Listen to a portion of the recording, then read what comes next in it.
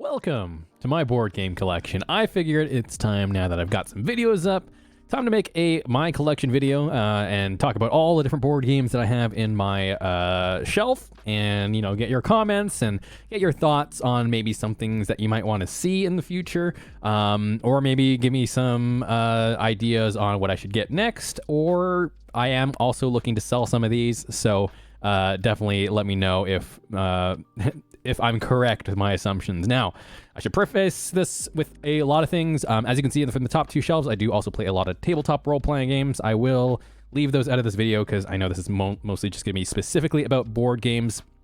The only one I will probably be talking about is Rangers of Shadowdeep, because that is on Board Game Geek. Additionally, if you are interested in tabletop role-playing games and you want me to make a video talking about more of the ones that I have on my shelf, then maybe I'll make a separate video just more specifically about the tabletop role-playing side of things. But either way, let's just jump into it. I'll just go shelf by shelf and talk about every single board game with my experiences with them.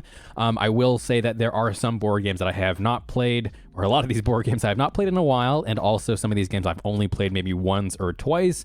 So this is a great chance for if you do see something similar that you've played quite a lot of, and you can give me a little bit more insight on, and maybe that I should 110%, break out this game again, you're missing out. Or, I will be correct in, potentially selling some of these to make room for more board games, because I do want to bring some more newer things on this channel as well.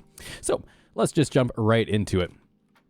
So yes, the top shelf, I'll glaze over a little bit at the very, very top. You have all my Kingdom Death sprues for the miniatures and stuff like that. And this shelf is just for mostly my DMing things. So I have my dice tray, got some nice little apparel, extra stuff like the mug that I got for Christmas. I got some D&D related things like dungeon tiles, and then of course I got this really, really nice handcrafted DM screen actually at a convention in my city. So that was a super, super awesome pickup. It's one of my favorite things I've picked up at a convention before. But yeah, not going to spend a lot of time about this. So it's just more tabletop role-playing stuff, just a closer picture so you can see what I have going on. The very far left when the name sort of cut off, but that's actually a game called Emberwind, which is a very, very interesting tabletop role-playing game. But you can see the rest here. And Rangers of Shadowdeep I can talk a little bit more about, since that is actually on Board Game Geek. And that is on, so that is sort of like, it's more like a tabletop miniature skirmish game, but it's board game enough that it looks like it's on Board Game Geek. Board Game Geek. Oh, so here's my Dark Souls wallpaper. I am, just a heads up, I'm super excited for Elden Ring. Super, super excited. So yeah, we have Rangers of Shadowdeep. So Rangers of Shadowdeep I actually have not brought to my wider group of friends yet. I have played it with one other friend, just the initial, I think we played the first 2 missions so far. And we played on Tabletop Simulator. So I've actually been collecting some terrain, and my friend's actually 3D printing me some terrain that I'm going to actually use for our real life games. But this is a miniature skirmish game that's fully cooperative, that sort of bridges the gap between sort of D&D or tabletop role-playing games and miniature skirmish games. It is developed by Joseph McCullough, who is also the designer of Behind Frostgrave, which is a very, very popular miniature skirmish game as well. But I believe, I've not played that one, but I believe that one's a little bit more player versus player. And I'll read I'll read about the descriptions on games that I have not had too much experience with. I'll read out their description, or at least some of it, so you can get an idea of what the game is. But yeah, this is a really, really cool game where you're essentially creating a ranger. So you can buy abilities and, customize them and level them up throughout the different scenarios. Essentially, there is there's multiple campaign books, but you do get some in the initial book that you have as well. Where there's just essentially interconnected scenarios that you're trying to complete to level up, and to story-wise, you're trying to fight off the Shadowdeep, which is sort of this encroaching darkness that's invading the lands. However, no one really knows exactly what's going on with it, and no one knows how to beat it. So the kingdom essentially has been put forth these rangers who are just specialized people who have special abilities, special expertise, to essentially try and slow down the Shadowdeep as much as they can. So whether that be assassinating certain evil, big bad evil guys, or hindering their armies by burning supplies and stuff like that, all of these sort of guerrilla missions almost. The cool thing though is you can play it's solo or up to 4 people, and the cool thing is you actually have companions that you bring on. So depending on how many players you have in the game, you actually have a certain amount of build points. where you can hire certain companions, and they have their own stats, and you can level them up as well. So it's really, really cool. It's a very, very simple and a quick system as well. It uses a D20, so it's very, very swingy because you do use the D20 for both attacking and, you know, it counts as the damage. So it can be very, very dangerous, and it's very, very swingy. So if you're not really someone who likes swingy combat systems, this might not be for you, but it was really, really easy to pick up. It's very, very quick. And yeah, it's just a very, very cool miniature skirmish game where, you know, generally miniature skirmish games are mostly on the PvP side, so it's really, really nice to get a fully cooperative miniature skirmish experience. All right, next up, we have on the next shelf, because again, I won't be talking about the tabletop role-playing stuff. So we have Shadowrun Encounters, or Encounters Shadowrun, I think it's actually called. So this is a game that was sort of a spur-of-the-moment pickup for me. My friends and I actually played the Shadowrun tabletop role-playing game, and it was very, very complex. We did enjoy the system for the most part. It was fairly complex, so we didn't play a lot of it. And overall, we really, really like the theme. I'm a huge cyberpunk person, so Shadowrun, I love the world. I loved the sort of the theme of Shadowrun ever since, you know, I remember playing, I think it was on Xbox 360, they had the Shadowrun game. So that was a lot of fun. So this is a player versus player, 1 to 8 players, push your luck dice and card game. It's very, very simple, and I think that's one of the reasons why my friends and I didn't really enjoy it too much, or at least I didn't really enjoy it too much. Again, this was a very, very cheap game. I think I picked it up for like 25 or 30 bucks at my local game store, and it was only because every year my friends and I go to the cabin at the lake for a weekend, and one of the, you know, last year I think, or a couple years ago, the forecast was like rainy potentially, and, you know, so it just in case, we figure bring some board games up just in case that happens, and we get rained out. So we broke this out. We only played it I think once or twice, and I think people enjoyed it for the most part. However, just personally, I think it was a little bit too simple. It was fairly straightforward, but you're essentially trying to earn the most money as quick as possible by hiring different people. You're essentially, you know, hiring Shadowrunners. And different environments cause different effects as you flip over certain things. But yeah, if you played a push your luck dice game, you probably know sort of what the style of game is. But yeah, I mean, I don't think it was the worst thing, but for what I look for in a game, I do like more complex games that have a little bit more strategic depth. This wasn't as satisfying as I would have hoped. So next up, we have Escape Tales: The Awakening. So this, I'm a huge fan of escape rooms. One big series as well that I really, really love is Exit the Game, which I don't have on my shelf just because if you've played Exit the Game, you know that you will be usually folding a lot of the game pieces or cutting them up entirely. So we just throw out the game pieces, or throw out the board game afterwards. So I love board game escape rooms. Escape Tales: The Awakening I actually got with my girlfriend. And this one was a lot of fun. I really liked it because it does actually encourage multiple playthroughs. It sort of combines the escape room board game with like a choose your own adventure style system. So there are multiple endings, there are different pathways to go, and depending on which way you go, you're obviously going to be interacting with different puzzles. I thought the puzzles were great. They weren't too difficult. They did actually still require thinking though. There wasn't really too much crazy moon logic or weird things that you had to consider, at least from what I experienced. So overall, I think it's definitely one of the better escape room board games out there. So if you do like those style of games, if you like Exit the Game, I would definitely recommend it. Next up is Dragonfire. So Dragonfire is one that I think I'm going to be keeping for sure, and my friends and I'll have to pick it up at some point again. We did play multiple sessions of it, and we really, really enjoyed it. Again, it's Dungeons & Dragons themed. We're big tabletop role-playing people, but it's just a Dungeons & Dragons deck builder. From what I remember, it was very, very challenging as well, so there is definitely some challenge level to it. There is a lot of good variety of items to get and ways to sort of customize your character. Overall, if you like deck builders, I think this is definitely one of the better ones, at least the ones from what I've played. So it's definitely one that I'll have to break out again at some point, and I will definitely be saving that as well. Next up is Xenoshyft, and again, I apologize if I'm not going super in-depth on a lot of these, but I don't want to make this video super, super long, as well as, again, I'm sure they're on Board Game Geek as well. I will be also, just to make it easier, I'll put maybe a Google sheet just so I don't make it too long. I'll put a Google Sheet in the description below, and I'll put a link to a link to the Board Game Geek for all of the games that I'm showing, just in case you want to learn more about them. Because again, I'm not doing like a review of each of these games. These are just experiences I remember from the games, and just showing you them off, just in case you happen to have them as well, or you've heard about them, and you can tell me more about them if I haven't played them enough. Next up, we have Xenoshyft. So Xenoshyft is another deck builder game that's cooperative. Again, I'm not a variety board gamer. I know what I like. I know what my friends like, and so I obviously want to bring games to them that we all want to play. And we just love cooperative games, and we do love deck builders. So Xenoshyft Onslaught was a really, really fun deck builder. I did like the lane system. It definitely was very, very easy to pick up, I felt, and it wasn't overcomplicated. You could see the two different lanes, and essentially you have to like defeat them in order, depending on who sort of next in line, essentially. It was sort of funny when I actually picked up the game. I got actually a misprint of the game where I got extra copies of a bunch of cards, but I didn't get any of the weapons. And so when we started playing, realizing this, we were like, oh, let's just try to see what happens. It did not go well. Turns out you do need guns to fight off aliens.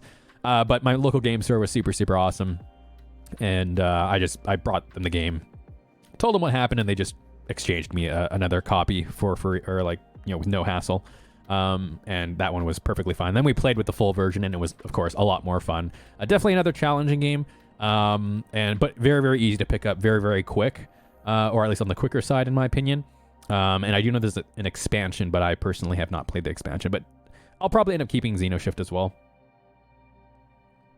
All right, and then we have, on the right side, we have Into the Black Boarding Party. I also do have the crew expansion increase to 5 to 6 players for it.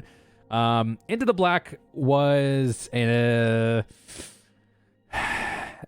was an underwhelming game for me. It's essentially a tile-based co-optional or partly cooperative game. It is a trader system. If you've played games with traders in it, you sort of know what to expect. I personally would have liked if the trader didn't exist at all and it was fully cooperative. It's been a while since I played, so I can't remember if that trader is optional. But if it is, personally, I would say play without the trader. But yeah, it's a tile reveal system where you're essentially boarding a ship. You have an overarching goal for everybody where, you're trying to kill all the crew or go to a certain part of the map to do something. And you also all have personal goals. So it does bring in sort of that co-optional element where you are trying to complete multiple things, whether it be both your personal goal and the overarching goal. But it was a pretty straightforward combat system. It wasn't overly complicated. I don't think the rulebook was great from what I remember, though, and I think it definitely could have used some more clarifications. I do remember us sort of questioning certain rules and things like that.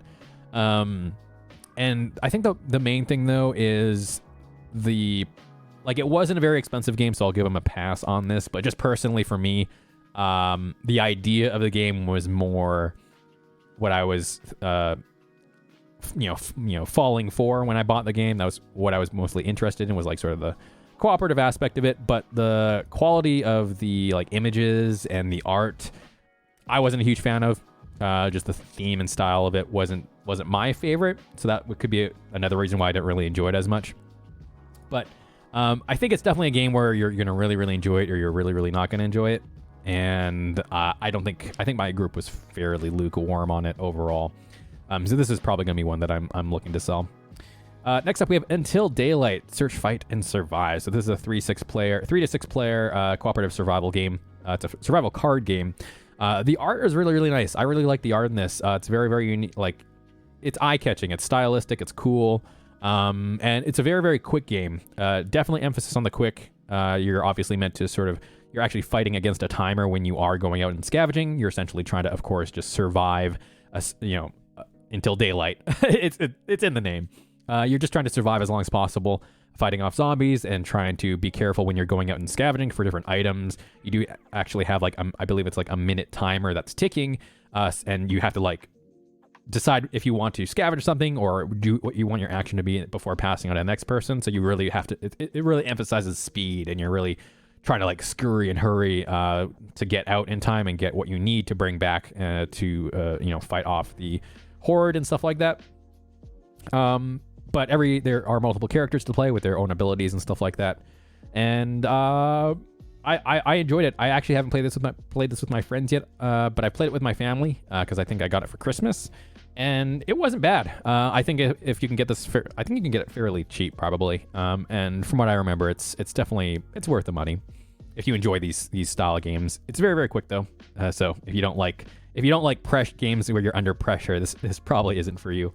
All right, Tragedy Looper is the next one. So Tragedy Looper, we've only played once, and with an asterisk, we only tried playing once. This is a very weird game. Mainly I got it because my group and I are all weebs. We love anime. And the concept was actually fairly interesting. So it's a scenario-based deduction game for 2 to 4 players, and you actually have one mastermind. That's sort of, you're trying to go against the 3 protagonists in the game. So there's different location boards you're trying to maneuver and figure out exactly what's going on. It does deal with time looping, obviously. It's in the name. And I remember the game being very, very, fairly complex, and we tried playing it. I don't think any of us were in the mindset to learn a game as complicated as this, but my friends and I have mentioned that we do want to try to break it open again and actually like dive into the rules now that we actually have more experience with a lot of board games. I did get this one quite early on in sort of my board gaming collection, so definitely not good for first-time board gamers, but it's got a 7.2 on Board Game Geek. I think that's a reasonable. I don't really know what's like considered the best or a great rating for Board Game Geek, but 7.2 is not bad. But yeah, you can see by the weight rating it's more on the more complex side. Next up we have Besieged: Sons of the Abyss. So this is a castle defense game. My friends and I really enjoyed this one too. We didn't play this one too much, but I do remember us enjoying it quite a bit. You're essentially, of course, in the middle of the board in your tower, and you essentially have waves of enemies encroaching on you from all sides. You're just meant to fight them off as long as possible and survive the scenario. Not much to say. It's a very, very straightforward game. You, of course, get items and abilities and stuff to affect the battlefield.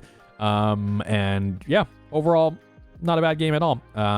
If you like cooperative style games, this one's definitely not a bad one. But yeah, I just haven't played it as much to give the best insight.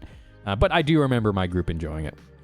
All right, next up is Wingspan. So Wingspan, I don't really have to talk about much. If you're a board gamer, you've probably heard about Wingspan before. We actually only got this recently with my family for Christmas, just as like a family gift. But I'm the board game person, so that's why it's over at my house. And Wingspan is fantastic. It's a engine building, like pseudo deck building card game, where you're just using a bunch of different birds with different abilities to make the best, most efficient engine possible to gain resources and overall gain more points than your opponents. It's a lot of fun. If you enjoy these engine building, deck building style games, 100% recommend. It's like one of the most popular board games out there, I think. And I still have to pick up the expansions, but I will definitely be picking up the expansions at some point just because it's a lot of fun and more birds, more abilities. More different ways to build your engine, but it even comes with a little cute dice roll tower. So that's Wingspan. Next up is Halo Risk. It's Risk, just with Halo. If you played Risk, you know what it is. My friends and I really enjoyed this. It's very, very fun having someone play the Flood, and then you can have some people like gang up on the Flood. But it's Risk, not much to say there. Next up is Sword and Sorcery. So Sword and Sorcery is going to be one that I'm not going to be selling. Another similar to Dragonfire. It's going to be one that I'm going to have to break open again at some point because this was one of the this is one of the first games again I got that for my collection. And I got this at a point where I just haven't played like a ton of different board games. And if you've played Sword and Sorcery before, you know how much setup there is. And as I'm the rules guy, and I usually do the board game setup as well. So it's just a lot. I do remember the rules also being fairly complex. It's definitely on the more complex side in terms of rules, from what I remember. A lot of different ways things can go, but it does have a lot of depth to the game. It is one of the more popular Dungeon Delver games I know. The miniatures are great. You can obviously see a lot of people painting them. And I believe I do have the Immortal Souls version, which I believe is the second edition of the game. But even still, it's just a lot. I do remember all as well, there's just so many different tokens, and the box itself also wasn't set up great, where once you actually do take all the tiles out of the big cardboard sheet, it was just a pain to get everything back in the box. They definitely did not put enough room in there, from what I remember, to make sure you have all the miniatures and everything, plus all the different components. Because you can even see this person here has just a totally separate thing to separate the components and to hold them. But it definitely is a lot of character customization. I do remember that. There's tons of different gear cards, and the characters are very, very cool in their abilities. And there's a lot of definitely a lot of depth to the game. So if you're into Dungeon Delvers, I remember having a lot of fun. However, it just was a big pain to get through the rules for the first time and to set things up. And we did not play it much after those first few sessions. I've played it with my family and my friends before, so I have the most experience in my group with it. But I do want to dive back into it at some point, because I do know it is one of the higher rated Dungeon Delvers out there. It's just a lot. All right, next up is going to be Galaxy Defenders, which did I not make a... Did not make a thing for that. Let's duplicate this. Let's do Galaxy. So Galaxy Defenders is actually, funny enough, by the same developer as Sword and Sorcery. This is actually their previous game, or their earlier game. It's just a sci-fi cooperative tactical game. It's the AI system is pretty highly coveted. I think a lot of people have positive things to say about the way they do their AI in this game. And I do remember Sword and Sorcery being pretty good about it as well. But I only played this with my family, I think. And again, it was just another, definitely another on the more complex side of things. But additionally, I think I just didn't resonate with the theme as much as I would have hoped I would. This is, again, buying this game fairly early on in my collection. I'm not really huge into the sci-fi theme. There's definitely sci-fi things I like. Like, I love 40K, for example. But that almost has like a little bit of fantasy mixed in. This is a little bit more straight down to earth, like space, like soldiers versus aliens. But I do remember it being fun. Just I have not played a lot of it. I think I'm going to be selling this one and keeping Sword and Sorcery, because they're, of course, fairly similar, and I would rather have Sword and Sorcery. All right, next up is Grimslingers, that box at the top right there. So Grimslingers, as someone who does judge books by their cover, this is one that just caught my eye off the shelf because of the art. The art is super, super cool. It's very, very clean. It's just a game that you can look at and go, oh, yeah, that's a very, very cool looking game. Unfortunately, the gameplay wasn't the greatest, at least for part of it. Now, there are two different ways to play the game. You can actually play it cooperatively, and there's a totally separate PvP game mode, which is just it's like a complex rock, paper style system where you have different cards, casting spells, transferring your health into energy to do more different things. It wasn't the greatest. However, the cooperative aspect of the game was actually a lot of fun. You actually do have an overarching scenario book, and you are going through a big map and trying to choose. You can see at the top there. You essentially have this scenario book where you are going from point to point, trying to complete this overarching goal, and depending on what events you hit, you can read different things in the scenario books. I do remember the writing being decent. So if you enjoy quick cooperative narrative experiences, this is definitely would be up your alley. I think. I don't think it wasn't overly complicated to get into, and it's a fairly quick combat system from what I remember. So. And it's not like a huge long campaign. Like, this is definitely, I think there's like 4 different chapters that you can complete. And I think each one takes like maybe 1 to 2.5 hours, depending on your play speed. So yeah, definitely one that my friends and I still have to complete. I think we only did the first chapter, but super, super cool art. All right, next up is Dreamwars. So Dreamwars is a 1 to 8 player. So you can play this game with 8 players. I don't think I would recommend it. I would say, of course, just like most of these cooperative style games, 4 is sort of the sweet spot.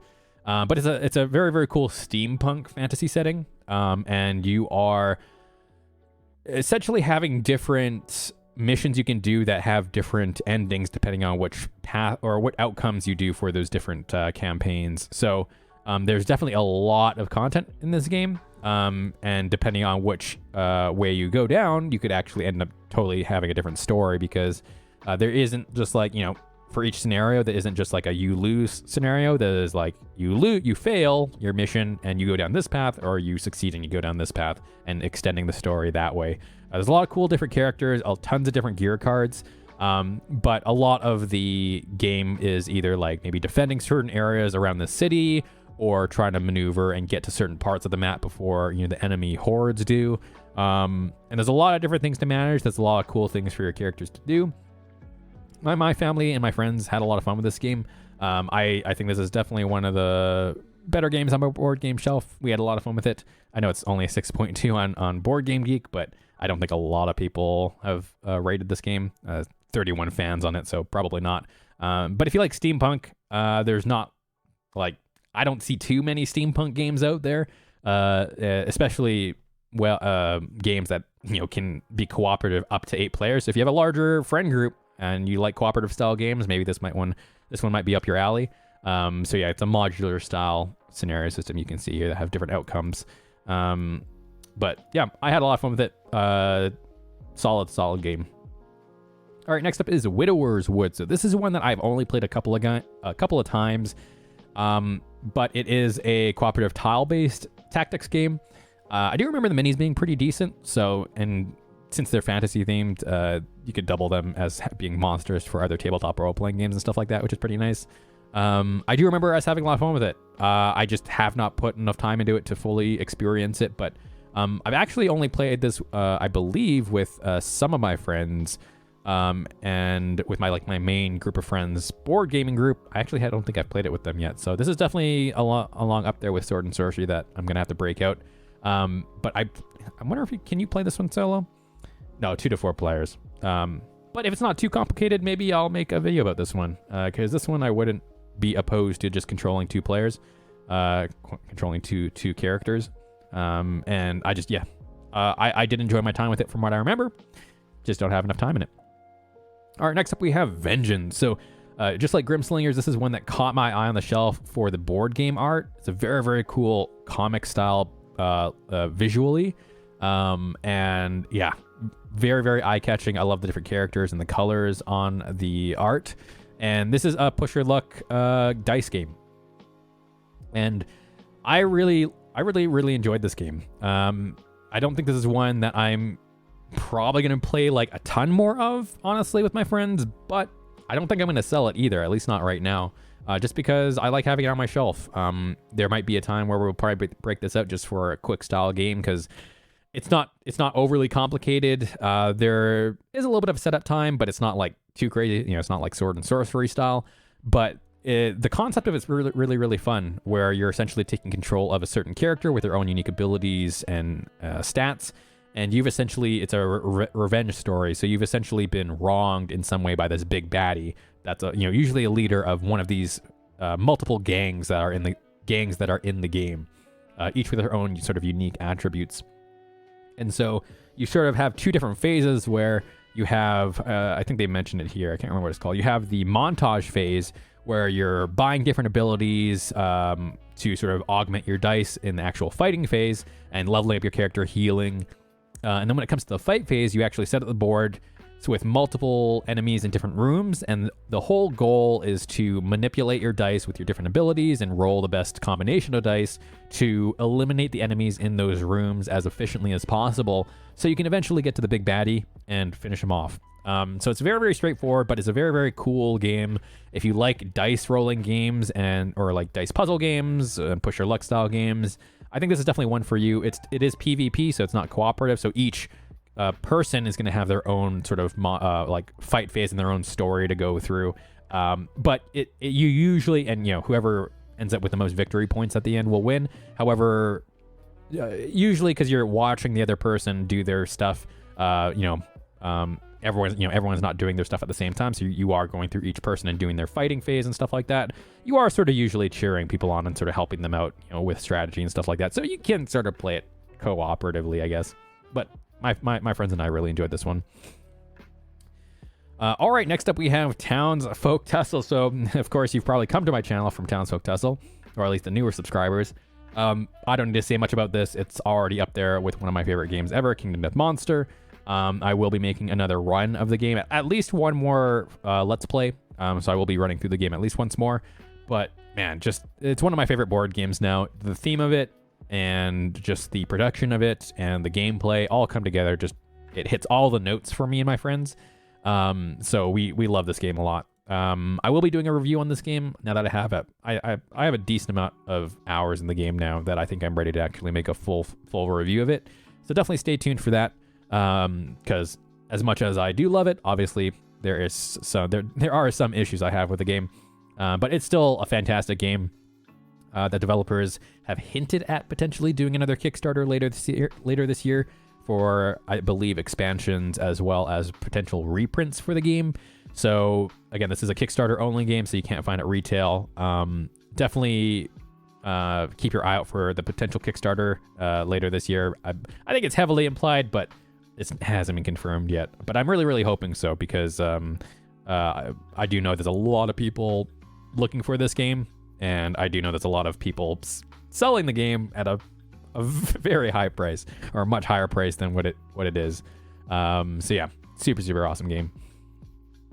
All right, and then I have a bunch of more casual games here at the bottom shelf. So these are just like more social and party games. So I'm not going to go too into depth on them, but I'll talk a little bit of sort of just my brief experience with some of them. So we have Gloom, the second edition. So Gloom is like one of the first card games that I ever bought. It's from 2005.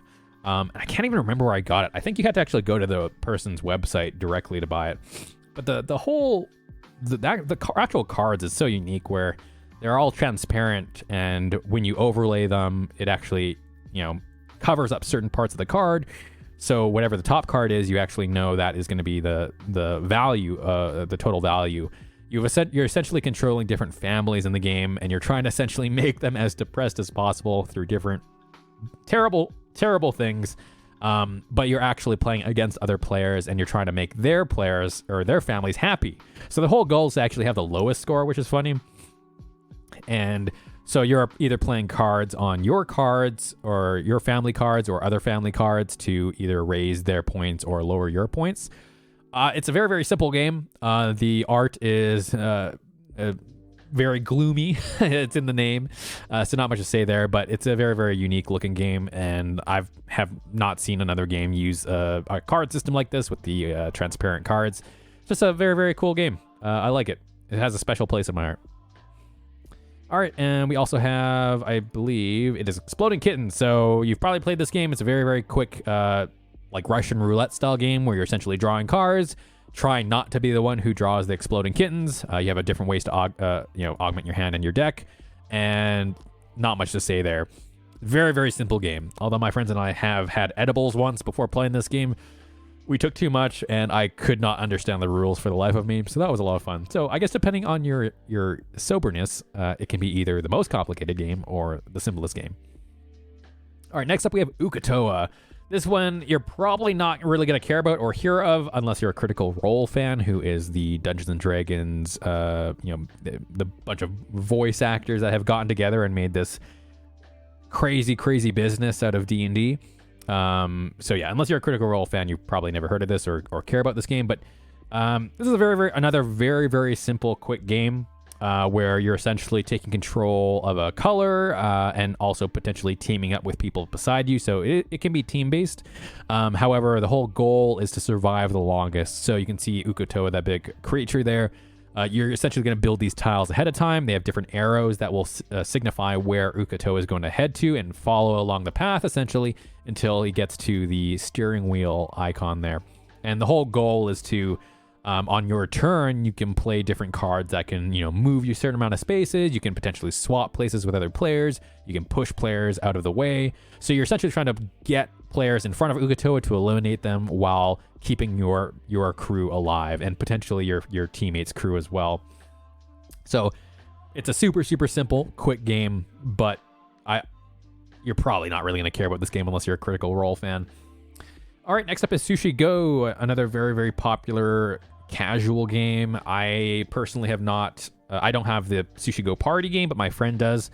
If you're going to get this game, definitely get the Sushi Go party version. It's definitely just the better version. But the whole point of the game is it's a drafting card game where you have a bunch of different cards that you can see here. They each have a certain amount of points attached to them, but there's different combinations of these cards that can potentially give you less or more points. And the whole goal is to just build the best best combinations possible by taking one card from your hand, and you're going to be passing your cards down to the next person, and you're just drafting cards until, by the end of the round, see who has the best combination, who has the most points, and then you go to the next round and so on and so forth until the game is over. Very, very simple, very, very easy to pick up, and it's a lot of fun. All right, next up is Rick and Morty Total Rickall board game. So again, unless you've watched Rick and Morty or care about Rick and Morty, you're not really going to care about this game. It's just a deduction style game that you can potentially play cooperatively or against one other team, or make 2 teams. But you just essentially want to look for the parasite, who the hidden parasite is amongst these different characters. My friends and I, or my family and I, had fun. I haven't played with my friends, but I mean, I got this game during like the start of Rick and Morty, when it sort of like made its big impression on people. I probably won't play it again, but I did have fun with it. It's just a very, very simple game. All right, next up we have Bang the Dice Game. So Bang the Dice Game is actually not mine, it's my girlfriend's, but she got it for Christmas. But obviously I play more board games, so she just said, hey, just keep this at your house. But this is based off the card game, which I believe came years earlier. So if you played the card game, you know how the game works. You're essentially taking on a role, and the whole goal is to kill the appropriate players. However, these roles are hidden, so the whole goal is to try to figure out who's who and eliminate them for your team. So like the Renegades, for example, want everyone to be dead, the Renegades want to be the last one surviving. Deputies want to kill the Outlaws and the Renegades. So the whole idea is you're rolling the dice and assigning different results to, do points of damage, to heal, and to activate certain abilities. It's another one of those quick social casual games, but it's a lot of fun. I would definitely say if you are going to be playing this though, make sure you have more players than less. I think like maybe 4 or 5 is like the minimum I would recommend for this game. I don't think it's a lot of fun with 3 players. All right, next up we have Shit Happens. So Shit Happens is actually a pretty funny game. I don't think it deserves the 5.5 on here. Honestly, it's a lot of fun. It's a game that if you play it a lot, you're going to get better at it. So it loses its enjoyment over time, because a lot of the fun is just discovering these different cards. But the whole idea is, now they say they've like surveyed like professionals and psychologists and stuff like that to get these scores for essentially how bad something feels when it happens to you, or how bad it might feel. So for example, this card here says this is obviously, you can tell by the name, it's a pretty mature game, so probably don't want to play this with kids. This card here says, at the restaurant you find a condom in your burger. And essentially all these different cards have scores attached to them by how painful they are, whether that be mentally, physically, or both. And it goes on a range from 0 to 100. And you start with a few randomly selected cards to build your foundation. And the whole goal is to, when it comes to your turn, the person, I believe it's either on your left or your right, they'll read a card, but they won't tell you the value of it. And the whole point of you is to place it in on the proper scale. So if you have, a card that's 20 pain and you have a card that's 60 pain, and someone reads you out a card, you can be like, I think it might fit here on my scale, in between 20 and 50. And if you get it right, you get to place it on your lane, and the whole goal is to try to get, I think, to 10 cards total. But it's a lot of fun. There's a lot of funny different scenarios that you can laugh at with your friends. If you're into dirty humor or raunchy things, you're probably going to enjoy this game more. It obviously has a mature theme to it, so just bear that in mind. Next up, we have Codenames. So Codenames, I actually was only introduced to recently by my sister. Her and her boyfriend and their family played this a lot. And I really, really love this game. This is a lot of fun. It's essentially a word association deduction style game where you have 2 different teams. One person from each of those teams is considered the leader. And you essentially want to try and let your other teammates know where your agents are that are associated with the certain cards on this layout that you can see here. So this little screen that you see on my screen is only visible to the leaders. So they know where both their agents are and the opponent agents are, and they're associated with that grid of cards that you can see above. And the whole point is to try and do word association to get your team to call out the correct cards to reveal your agents and not reveal your opponents, or potentially revealing the assassin, which totally screws you over. So it's a lot of fun. I'm amazing at guessing. I am awful at being the leader. It's so much pressure being the leader and saying the proper words. Obviously, just like with any other word association style game, you obviously can't say the exact word or hint too heavily to. I mean, you've played games like that, I'm sure, but it's a lot of fun. Highly recommend. I think there's like tons of different expansions, I believe, for this game as well.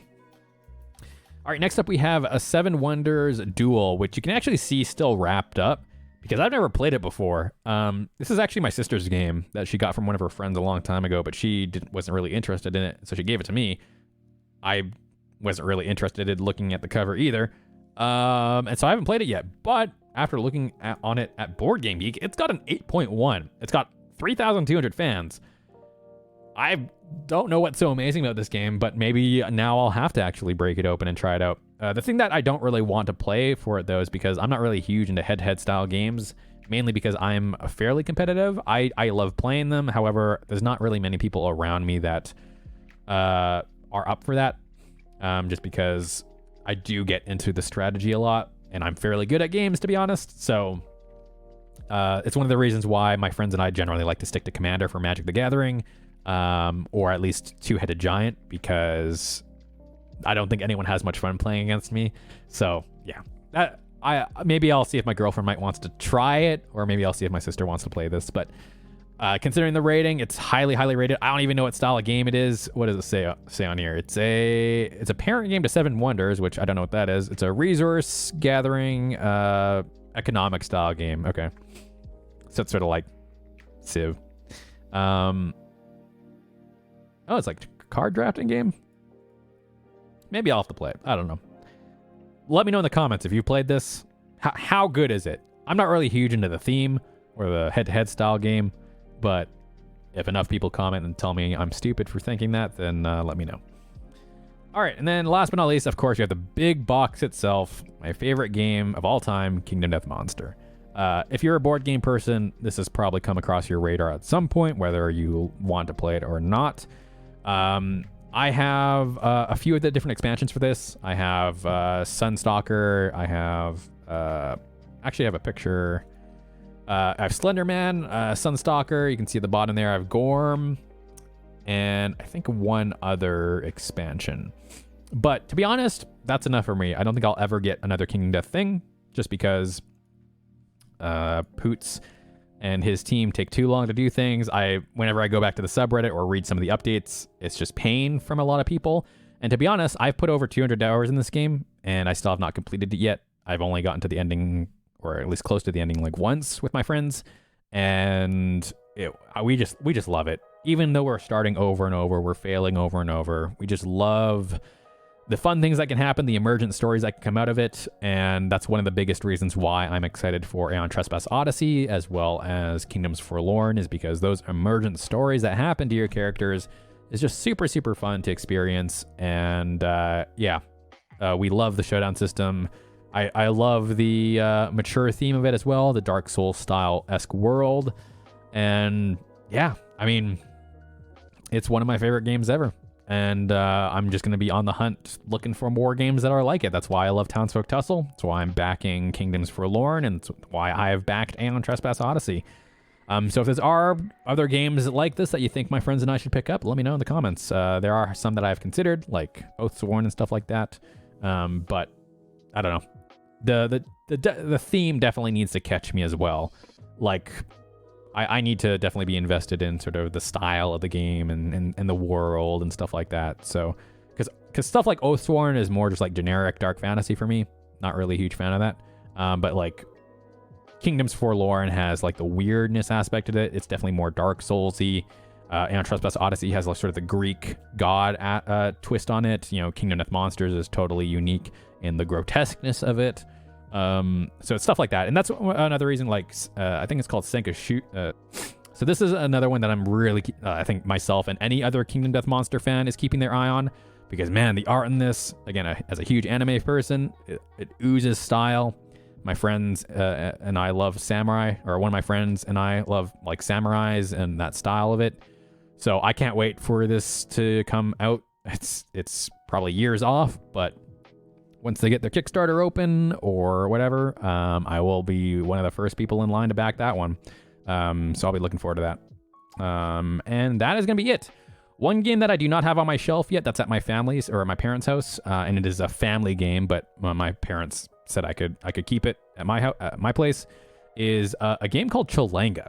Now, I'm going to actually be making a totally separate video on this game because it is a weird mystical game where I don't think anyone else even knows it exists, because I believe only Canadians own it, because it is a Canadian developer. The publisher was, I believe, in BC. However, the publisher, I can't find any information on. Challenges and Creations Incorporated. I think this is the only thing they published. The designer, Brian J. Anderson, don't know anything else about him. I think this is the only game he designed.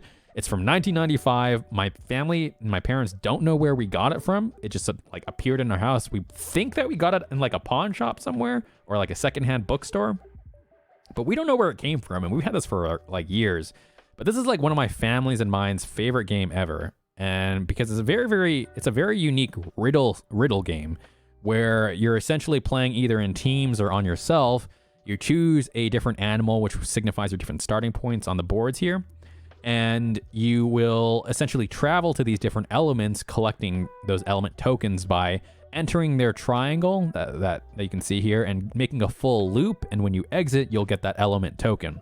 The whole goal is to race around the board, collecting the different tokens, and end up in the middle to win.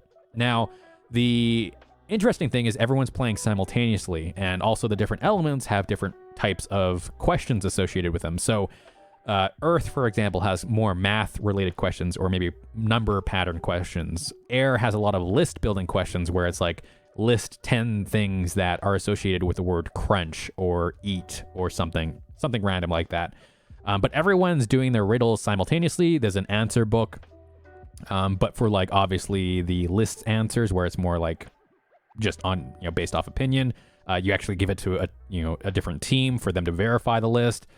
It's just a weird, unique game, and I think a lot of people could have a lot of fun with this if they knew it existed, because I've never played anything like it. I don't know any other game that exists like it, and it's just a weird mystical game. I like it. It's it's got a special, again, another game that has a special place in especially mine and my family's heart.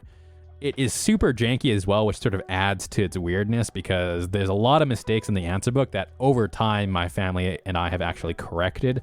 So that was a lot of fun. But yeah, super weird game. But anyways, that is my board game collection. I obviously have some like weird other tabletop miniature stuff. So like I have like some Warhammer Kill Team things, but of course that's not a board game, so I won't talk about that. And like I mentioned before, if people are interested in what my thoughts are on the tabletop role-playing games I've played here, definitely let me know. The only one I haven't played on this shelf is Vaesen yet. But man, just the art alone for that. I love Free League and what they publish, so you can see I have quite a few Free League stuff. It's one of my favorite publishers for tabletop role-playing stuff. But yeah, that's going to do it for me. Thank you so much for watching this video. It was a little bit longer than I would have hoped, but at least it's not as long as if I were to, take every board game off its shelf and show it to you on the table. So, again, like I mentioned before, I'll leave a link in the description below for the Google Sheet that contains all of the different links to the Board Game Geek website.